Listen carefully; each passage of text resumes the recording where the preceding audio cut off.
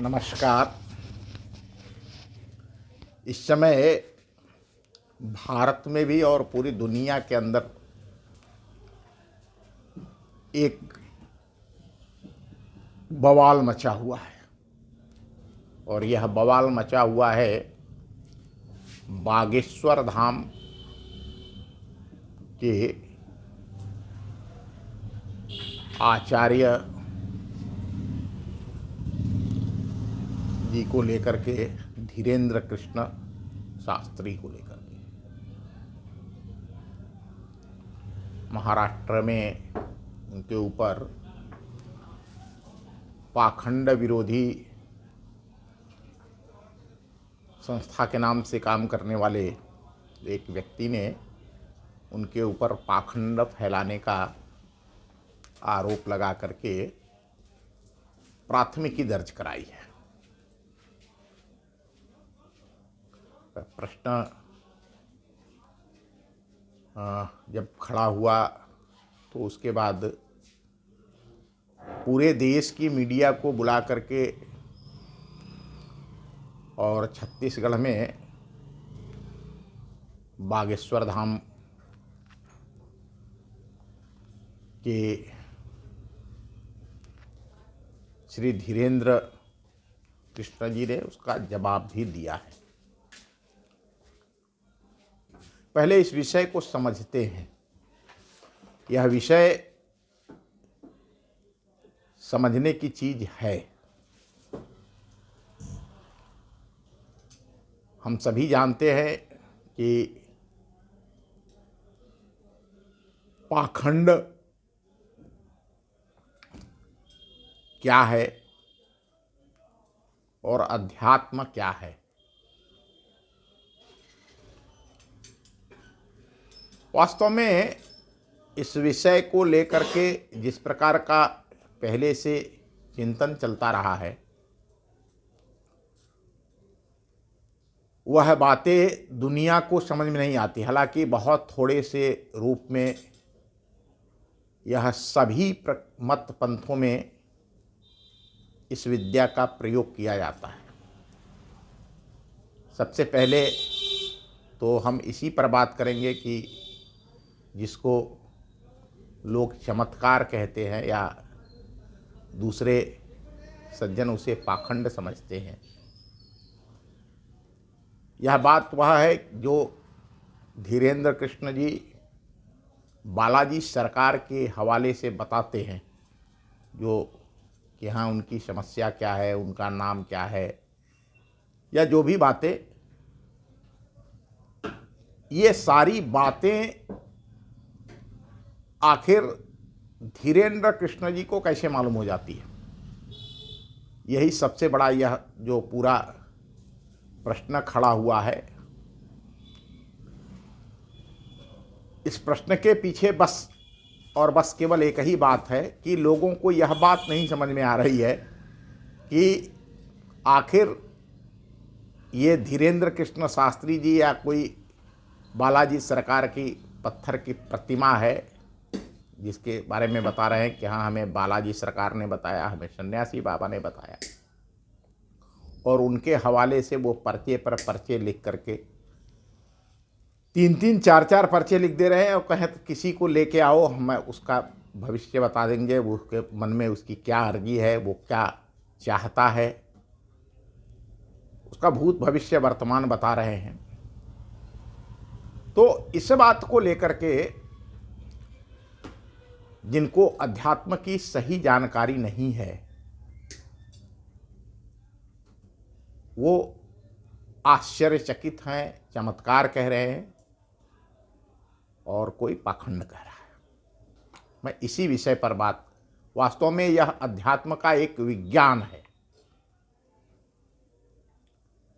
इसको चमत्कार कहना भी गलत है, पाखंड कहना भी गलत है। अब यह होता कैसे है? मनुष्य जिस चीज को, जिस वस्तु को, जहां तक उसके ज्ञान की सीमा है,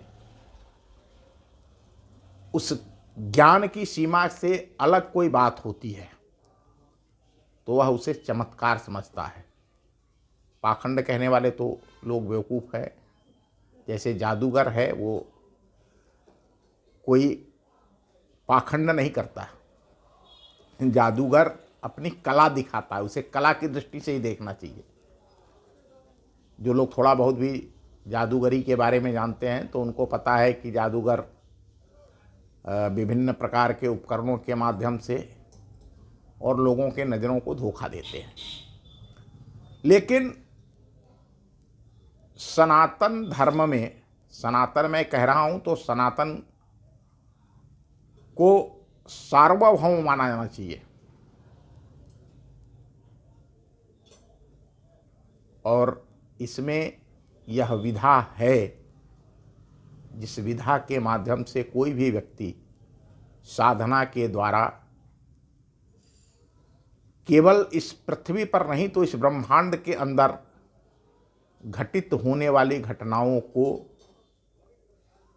क्षण मात्र में जान सकता है। और यह भारत की बहुत पुरानी विधा है, यह कोई नई विधा नहीं है। ऐसे जैसे धीरेन्द्र कृष्ण शास्त्री बता रहे हैं, तो यह बात इसलिए प्रचलन में प्रकट रूप में हो गई है कि इस समय संचार की सुविधा बढ़ने के कारण दुनिया बहुत छोटी हो गई है और तुरंत हर बात पूरी दुनिया के अंदर फैल जा रही है। आज उनके दरबार में 4 लाख 5 लाख लोग इकट्ठे हो रहे हैं, अपनी फरियाद लेकर के वो उनका समाधान कर रहे हैं। तो इसमें दोनों तरह के लोग हैं, कुछ लोग जलने वाले भी होते हैं और कुछ लाभ उठाने वाले भी होते हैं।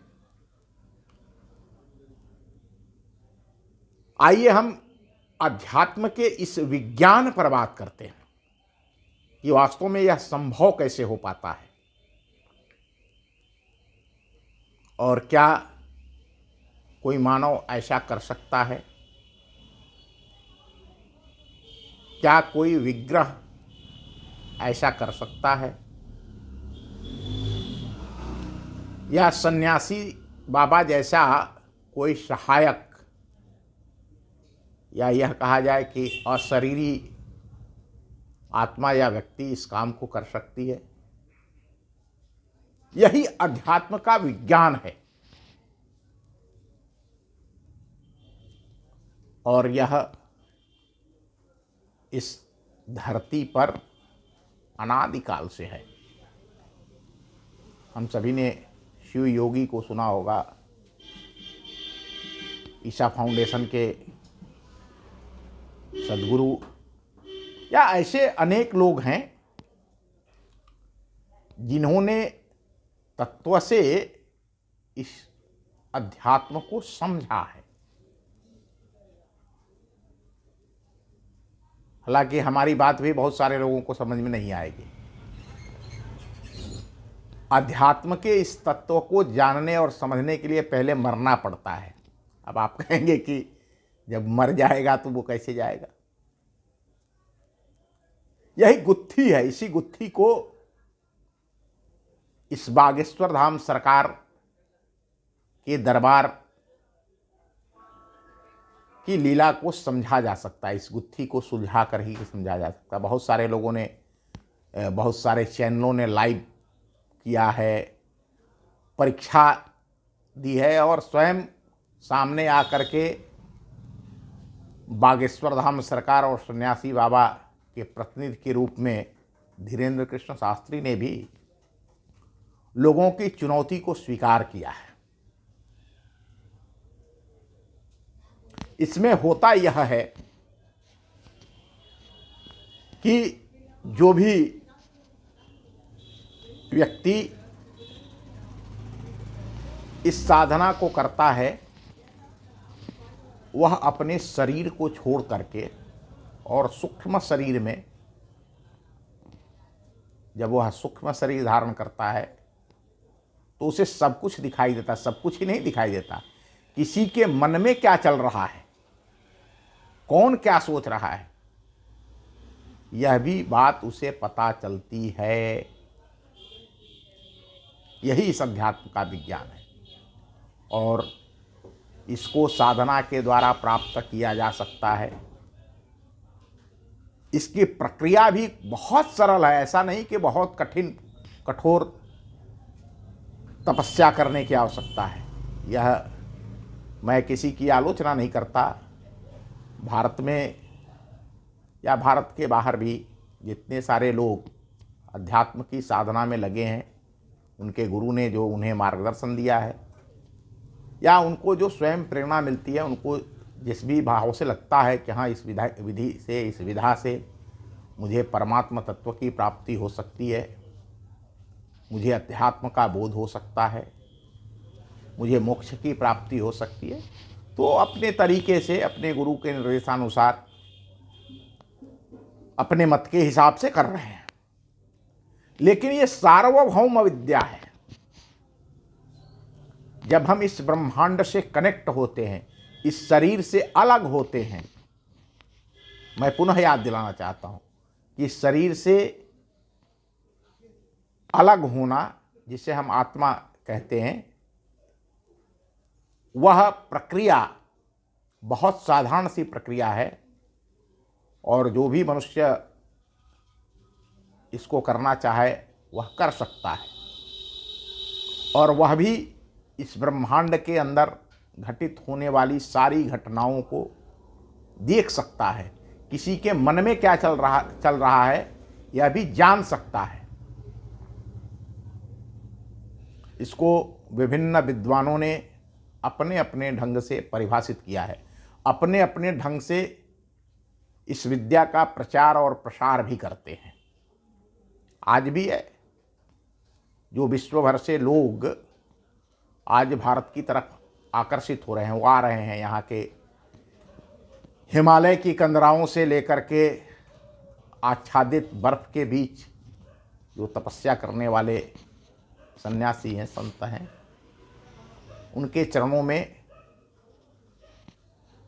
संसार में जितने भी जिज्ञासु हैं, वो जिज्ञासु अपनी पिपासा को शांत करने के लिए आते हैं। एक पक्ष, जैसे मैंने बताया, जो कि किस प्रकार से धीरेन्द्र कृष्ण जी लोगों के मन की बात, उनके जीवन की बात बिना उनके बताए, बिना जाने बता देते हैं। तो उसकी एक बात, उसका एक विज्ञान, उसका एक रहस्य यह है कि मनुष्य अपने स्वयं के शरीर को छोड़कर सूक्ष्म शरीर जब धारण करता है तो वह ऐसा करने में सक्षम हो जाता है। इससे थोड़ा सा आगे बढ़ते हैं, जैसे वो सन्यासी बाबा की बात कर रहे हैं। तो इस ब्रह्मांड के अंदर महापुरुषों की या आत्मज्ञानी महापुरुषों की ऐसी आत्माएं विचरित हैं, विचरण करती रहती हैं, और वह पात्र शिष्य को, पात्र व्यक्ति को, निश्चल निष्प्रह व्यक्ति को अपने कृपा प्रसाद से कृत्य करती हैं, उसे सक्षम बनाती हैं। ऐसे विग्रहों के विषय में जहाँ जिसकी आस्था होती है, सामान्य जीवन में आप देखें बहुत सारे ऐसे लोग हैं जो विभिन्न स्थानों पर स्थापित, या बहुत सारे लोग पड़ी हुई मूर्तियों की पूजा करके उनके सामने रो के गिड़गिड़ा के जब सच्चे मन से कोई अपनी बात कहते हैं तो उनकी ऊर्जा जागृत हो जाती है और उनकी कामनाएं पूर्ण होती हैं। बागेश्वर धाम के दरबार की और धीरेन्द्र कृष्ण जी के चमत्कार की घटनाओं का सच यही है। यह न तो चमत्कार है और न ही पाखंड है, यह अध्यात्म का विज्ञान है जिसे जाना और समझा जाना चाहिए। मुझे लगता है कि इतने सारे social media, print media, electronic media में चल रहे सारे प्रश्नों का जवाब आपको हमारे इस छोटे से वीडियो मिलेगा। बहुत बहुत धन्यवाद। अगर आपके मन में कोई प्रश्न उत्पन्न होता है इस संदर्भ में तो आप कमेंट बॉक्स में लिख करके अपनी जिज्ञासा को प्रकट करिए, उसका उत्तर देने का प्रयास किया जाएगा। बहुत बहुत धन्यवाद। नमस्कार।